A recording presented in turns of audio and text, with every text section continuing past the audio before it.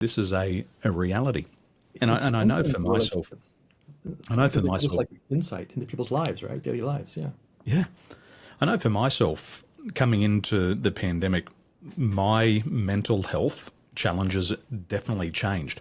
Mm. And from a perspective of empathy and understanding people, I was trying to understand people through this little square device. Right. Yeah. And I found that quite challenging in terms of sensory acuity. If I was doing a big training, I could see people's facial Yeah. responses if the Body camera language. was on. Yeah. But if there was no camera and it was a large audience, there was no audio, I couldn't use my senses to gauge the audience. And Hmm. it was Yeah. creating a lot of stress for me.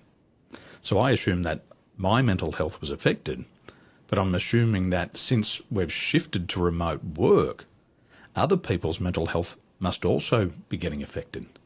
Yeah. So what are you seeing? Yeah. I mean, positively and negatively as well, right? You know, it's isolation. You know, you described one facet of it as well, right? Isolation is impacting your ability to kind of understand your audience or see the reaction. That's going to feedback into you and how well am I doing? Are they getting it? Are they enjoying the content as well? You know, I've been teaching online for several years and I've experienced the same thing. So the norm's got to be cameras always on, right? You have to make that norm, but it's harder when you're having a huge audience and they've come to pay to see as well. So the mental health, you know, there's been pros and cons. So the isolation aspect, like I said earlier, a lot of that was stronger during COVID because we couldn't get out and we were cooped up at home. You know, now that's less lessened, but still building the relationships at work, and especially as a manager, and especially if you're a new hire. You know, there's still challenges with onboarding, but also with if you're newly joined to a company, building those relationships with your colleagues or your manager.